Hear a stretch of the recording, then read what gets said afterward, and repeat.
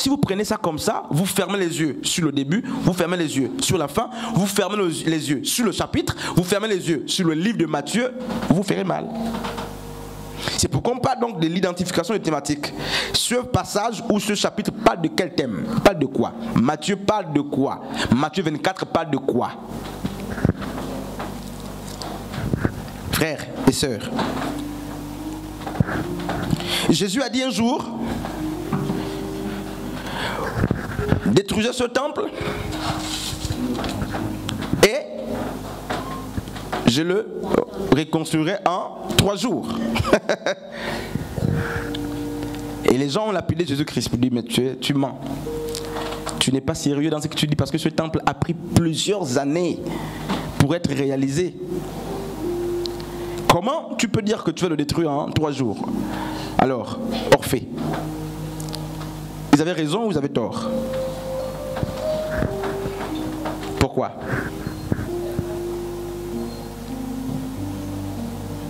Est-ce que Jésus est incapable de bâtir un temple en 3 jours? Mais ils avaient tort, pourquoi? Ils avaient... Pasteur Frédéric. Ils avaient tort parce qu'ils ont pris ça dans le sens premier. Le sens premier? Oui, du thème. Mais Jésus ne parlait pas du temple? Non, non. Voilà. Voici les problèmes de l'herméneutique. Jésus parlait de sa mort. Oui. Il devait ressusciter le 3e jour. C'est pourquoi il dit: si vous détruisez ce temple-là, je vais le rebâtir en 3 jours. On va le rebâtir en 3 jours. Il parle de sa mort. Si vous me mettez à la tombe, je ferai 3 jours, là, je vais ressusciter. Frères et sœurs, que Dieu nous aide, n'est-ce pas? Que Dieu nous aide. Sinon, on va se faire mal.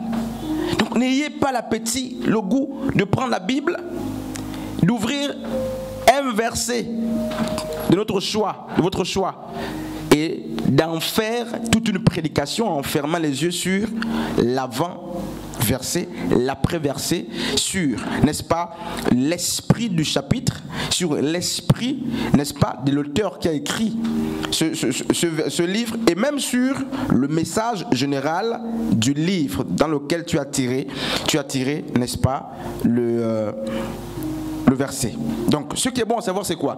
Les chapitres, les paragraphes ou les versets ne peuvent signifier que ce que l'ensemble ou l'unité entière ne peut pas signifier ce que l'ensemble ou l'unité entière ne signifie pas. C'est impossible. Votre verset a forcément un rapport avec l'esprit du chapitre. Il ne peut pas avoir un message qui n'a rien à voir avec le chapitre ou avec l'esprit, justement, n'est-ce pas, du chapitre. L'interprétation doit partir d'une approche déductive de l'ensemble vers une approche inductive des parties. Ça veut dire quoi? C'est assis? L'interprétation doit partir d'une approche déductive de l'ensemble vers une approche inductive des parties.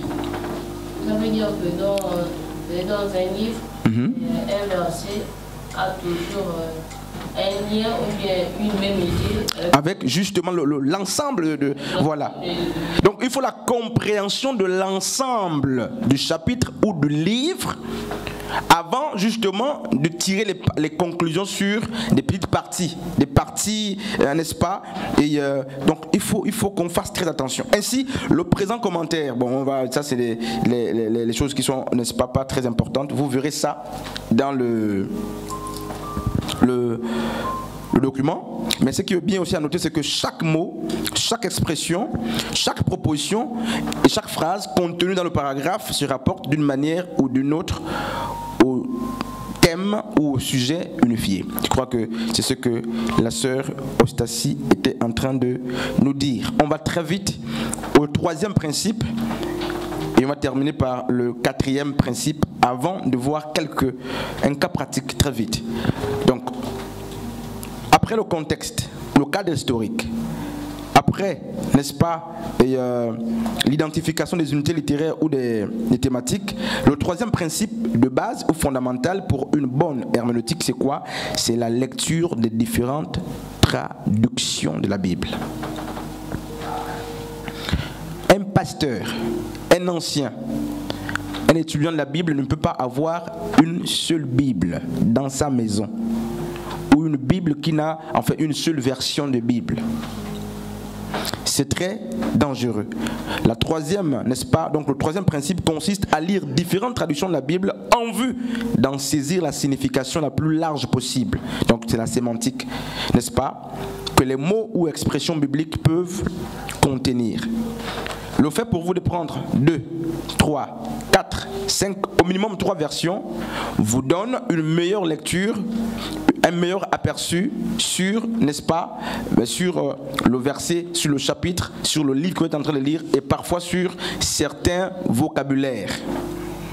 Marie lisait hier et Proverbe chapitre 8 et on a dit quand Jésus-Christ, quand Dieu créait la terre, Jésus a dit l'Éternel m'a formé la première de ses œuvres. Et plus loin dans sa lecture, elle va dire, il est dit dans la version Louis II qu'elle lisait, Jésus était en train de jouer. Et quand je suis revenu le soir, ils vont se rassembler pour me dire, donc vous voyez, donc Jésus était comme un enfant, il jouait. Et la Bible dit qu'il jouait, il a beaucoup joué sur la terre. Et donc avec les autres, les scientifiques, ils vont me dire, donc Jésus jouait comme un petit enfant. Parce qu'on écrit le mot jouait. Donc Jésus jouait. Et je leur ai dit, ok, d'accord, asseyez-vous, prenez la version Thompson, prenez telle version, la Seymour, prenez. Et quand elles ont lu les mêmes choses, le vocabulaire était différent. Jouer là, ailleurs on a dit, Jésus était dans une grande joie. Vous voyez? Donc si tu viens sur l'estrade pour dire Jésus jouait, frères et sœurs, apprenons à jouer. Parce que Jésus a joué. Proverbe chapitre 8, le verset 22. Et toute église part à la maison en train de jouer maintenant.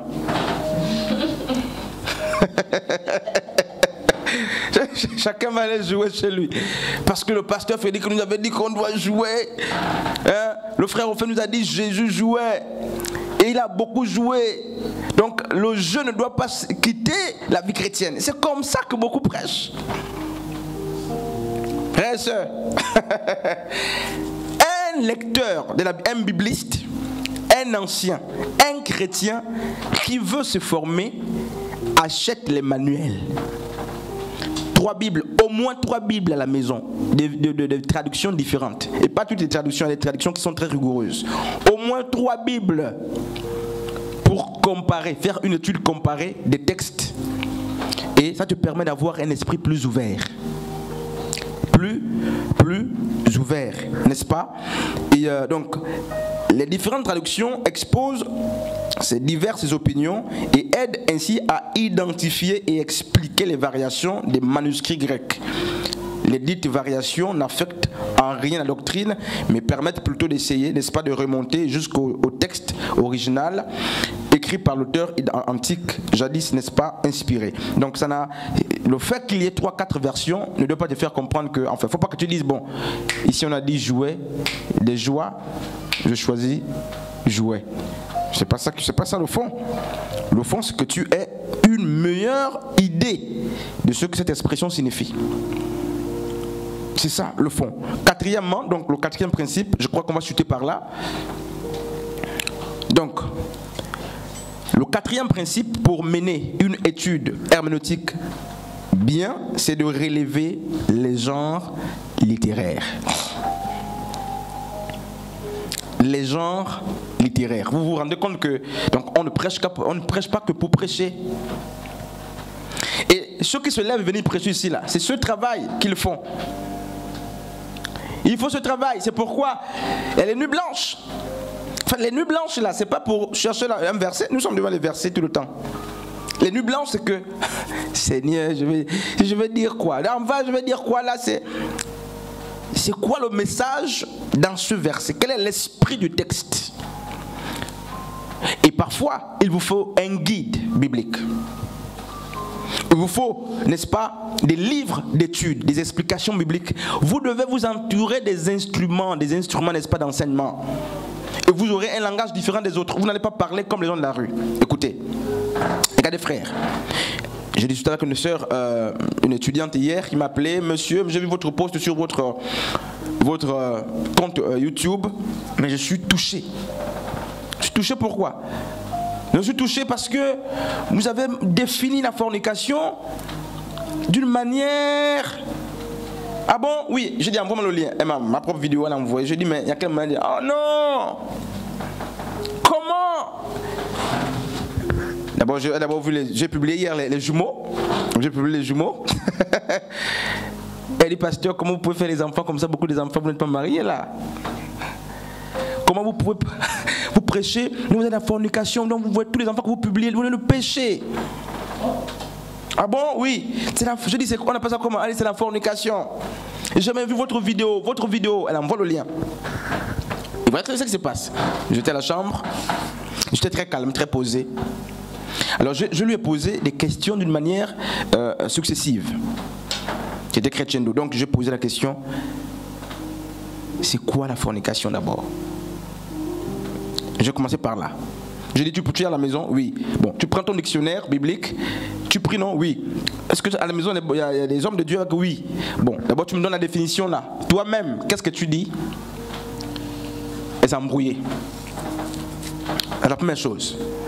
Je dis, est-ce que tu peux me donner un verset au moins qui en parle pour qu'on lise toi et moi et puis on en discute? Bloqué. Et puis je me suis rendu compte qu'elle était fragile. Elle était très fragile. Et après j'ai compris, j'ai envoyé 2-3 audios pour lui dire, mais je résume, mais en fait, c'est ça ce que tue les chrétiens. Elle peut avoir raison, elle peut avoir tort, comme je peux avoir raison, je peux avoir tort. Mais je lui dis, mais en fait, tu fais comme tout le monde, pourtant tu es intellectuel. Tu dis des choses que tu ne maîtrises pas. Il y a des gens qui sont zélés pour des choses qu'ils ne maîtrisent même pas un peu. Comment tu peux dire, oh, pasteur, tu es dans la fornication? Et puis le pasteur te dit, c'est quoi la fornication? Tu dis, non, arrête. Arrête quoi? Et donc, ceux qui ne s'entourent pas des outils qu'il faut, tout le matériel qu'il faut, les dictionnaires bibliques, tout ça, vous courez le risque d'être des adeptes des affirmations gratuites. Et moi, j'ai horreur des affirmations gratuites. Il est facile de dire n'importe quoi, mais difficile de soutenir ce qu'on dit. Très difficile. C'est pourquoi, avec des réserves, vous ne parlez que ce que vous maîtrisez. Et la sœur qui était très zélée a été refroidie à la fin, elle dit, je vous comprends. Je m'envoie les 2 minutes, elle dit, je vous comprends. Fragile. Et c'est les gens comme ça qu'on emporte comme, n'est-ce pas, à tout vent. Pourtant, elle pouvait avoir raison, mais le manque d'assises, d'arguments, fait qu'on l'emporte. Quelqu'un d'autre va venir parler, on va emporter, on va l'amener, on va détourner la sœur. Donc, frères et sœurs, il faut maîtriser ce que vous dites. Et vous ne pouvez pas maîtriser ce que vous dites avec une seule Bible. Non. Donc quand vous dites à quelqu'un, tu prêches demain, par exemple. C'est un exercice parfois de formateur pour amener la personne au-delà. Sinon ça s'avertit, on prépare les gens. Alors pourquoi la personne peut transpirer?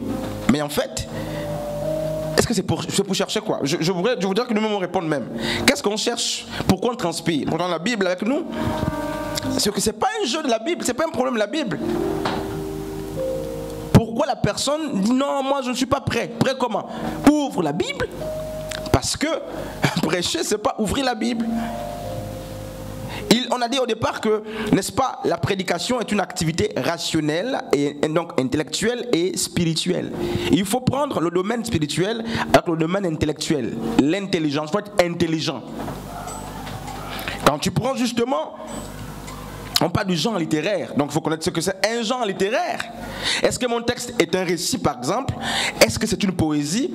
Est-ce que c'est un cantique? Est-ce que c'est une prose? Est-ce que il est historique? Vous ne citez que cela? Parce que chaque genre littéraire a des mouvements très différents, des structures différentes. La poésie peut être même un mythe.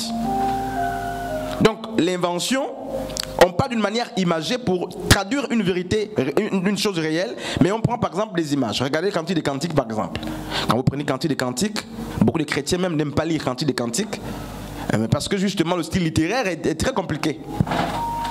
Tu dis mais comment Salomon peut parler comme ça? Il parle clair. Et même ce texte-là, ce livre de Cantique des Cantiques, a été pris par beaucoup de pasteurs, des païens et des hommes de Dieu pour courtiser les femmes.